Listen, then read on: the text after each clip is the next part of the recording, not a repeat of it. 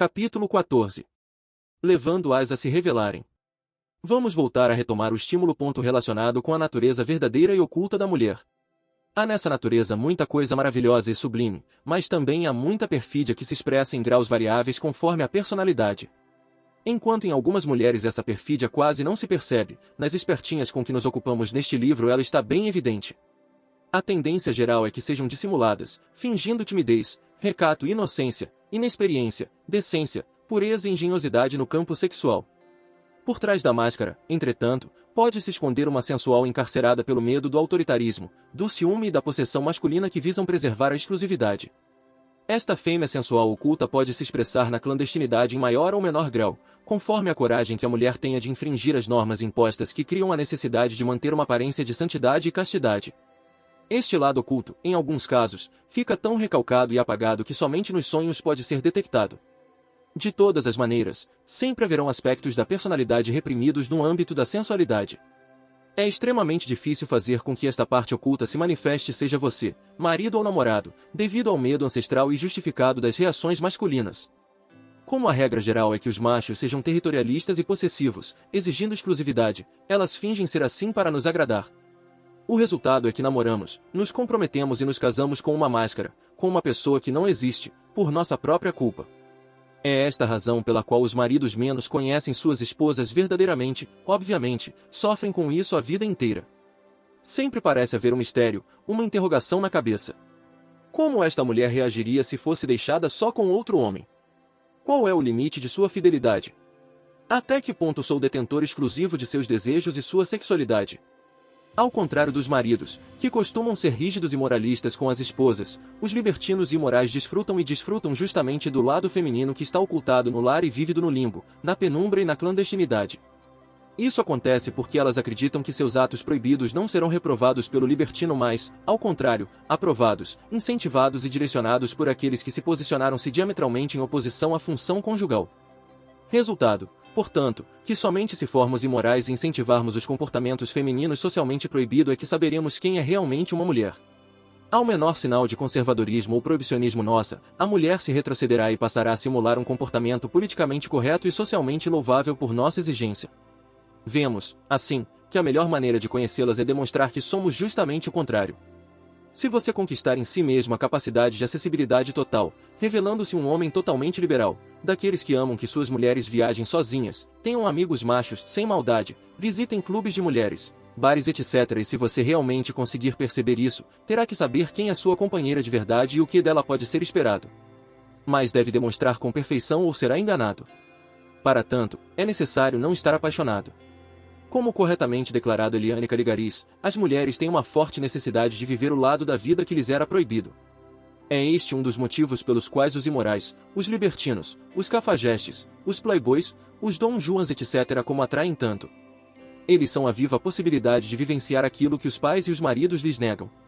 Jamais sua parceira irá revelar se perceber que você é moralista. Entretanto, nós, homens, somos, por instinto, territorialistas. Queremos, obviamente, nossa fêmea somente para nós e esse é um direito legítimo. Mas não está correto forçar e nem proibir ninguém de fazer o que quer, porque cada pessoa deve ter o direito de mandar em sua própria vida.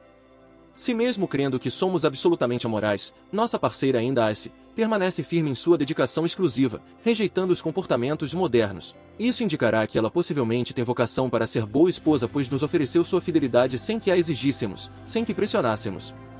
Quase todo homem heterossexual é, no fundo, moralista. Mesmo os libertinos mais imorais costumam preferir esposas mulheres que mantenham o sistema operacional de mais machos bem distantes. Acontece que os libertinos fingem, fazendo-se passar por muito compreensivos e tolerantes. Na verdade, os machos humanos são exclusivistas por natureza.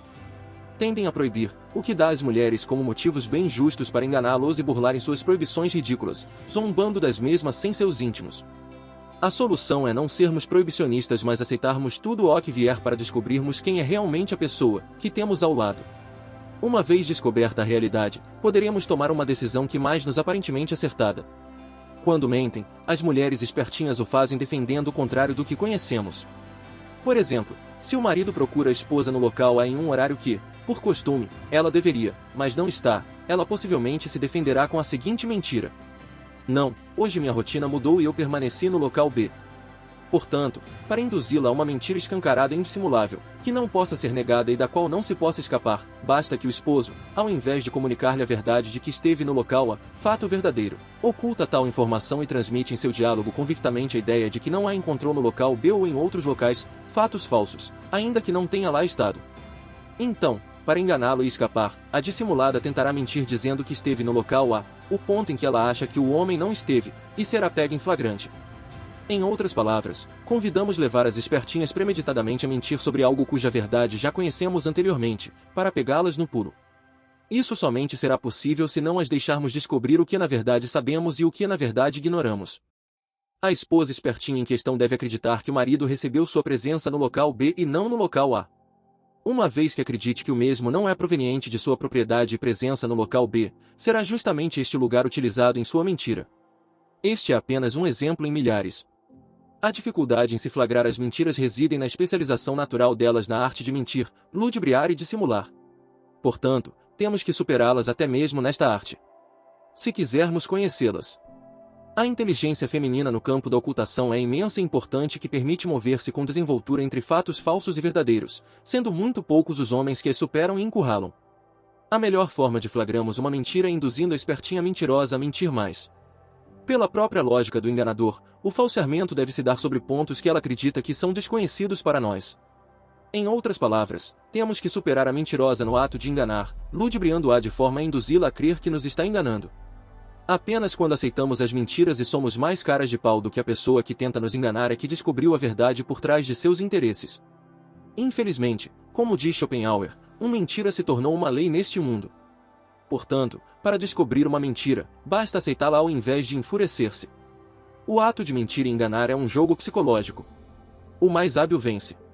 No caso das espertinhas, aquele que quer descobrir a verdade, incentiva, estimula e induz a outra parte a mentir justamente a respeito do que já é conhecido, levando o ato a enganar até um ponto em que as afirmações falsas se tornam ridículas por sua obviedade. Obviamente, se a pessoa estiver sendo sincera do início ao fim, o que é difícil, você deve retribuir tal nobreza de caráter à altura. Esta tática para mentiras desarticulares por meio da acessibilidade das mesmas servem para ambos os sexos e também podem ser usados por esposas que queiram desmascarar maridos mentirosos. Estou tratando das mulheres que mentem apenas por uma questão de foco, já que o livro é sobre o sofrimento do homem. A mentira não é algo louvável, porém não vejo a melhor forma de desmascarar pacificamente pessoas mentirosas do que levá-las a mentir mais. Ainda assim, porém, estamos do lado da verdade. As verdades que omitiremos nesta manobra contra-manipulatória será revelada à pessoa mentirosa quando ela descobrir apanhada na mentira. De modo que, em última instância, não caímos tão baixo no abismo vil da mentira ao buscarmos a revelação das falsidades. Uma característica comum às mentiras e que muitas vezes permite sua rápida detecção é uma tendência em evitar o assunto em questão e sua resistência em abordá-lo, dar explicações, etc. Se você mencionou determinado fato, local ou pessoa e a espertinha tenta rapidamente desconversar ou mudar de assunto, isso indica que há alguma coisa errada relacionada com o mesmo e que algo está sendo escondido.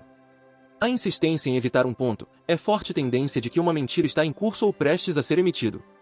A dissimulação feminina é sempre um grande problema para o homem, por não permitir saber com quem se está lidando, o que se deve esperar, que expectativas nutrir e etc. Pelo caminho que aqui aponto, entretanto, pode-se vencê-la se tivermos a calma necessária. Devo acrescentar que homens descontrolados acabam dando motivos para serem enganados. Felizmente, as espertinhas são mais especializadas em atenuar as desconfianças do que em sustentar como mentiras. O raciocínio pelo absurdo e a desarticulação das mentiras. O procedimento que algumas vezes defende para lidar com mentiras, incentivar a pessoa mentirosa a mentir ainda mais, como costumo dizer, enquadra-se filosoficamente no que se chama raciocínio pelo absurdo. Uma forma de lidar com pessoas mentirosas ou que simplesmente defender, intencionalmente ou não, ideias falsas e errôneas, é raciocinar com elas sem sua forma de pensar. Consideremos esta forma de raciocinar portadora de utilidade prática em certos casos. É a este tipo de raciocínio que me refiro quando proponho que estimulamos os mentirosos a mentirem mais ainda até que suas mentiras se tornem ridiculamente evidentes. Mas para tanto, é necessário enganar uma pessoa mentirosa que está tentando nos enganar. Enganar ou enganar me parece justo e legítimo, fazendo-a supor que estamos realmente acreditando em suas mentiras. Para evitar confusões desnecessárias, convém esclarecer que emprego a palavra absurdo no seguinte sentido. Propriamente, o que viola as regras da lógica. Uma ideia absurda é uma ideia cujos elementos são incompatíveis. Um juízo absurdo é um juízo que contém ou implica em uma inconsequência. Um cálculo absurdo é um raciocínio formalmente falso. O absurdo não se faz sentido, pois, mais geral do que o contraditório, e menos geral do que o falso. Estritamente falando, o absurdo deve ser distinto do não sentido. No sentido atual, absurdo designa tudo que é contrário ao sentido comum ou até aos nossos hábitos espirituais, porém, em filosofia, se recomenda que se entenda por absurdo somente o que é contrário à razão. Os princípios da razão podem, por outra parte, ser definidos de maneira mais ou menos ampla. Portanto, raciocinar pelo absurdo em comunhão com o mentiroso é aceitar as incoerências do seu pensamento e levá-las até as últimas consequências. Se estaremos enganando a respeito da pessoa que consideramos mentirosa, por ser suas ideias tão complexas que ultrapassam nosso entendimento em lógica, nosso engano poderá ser revelado.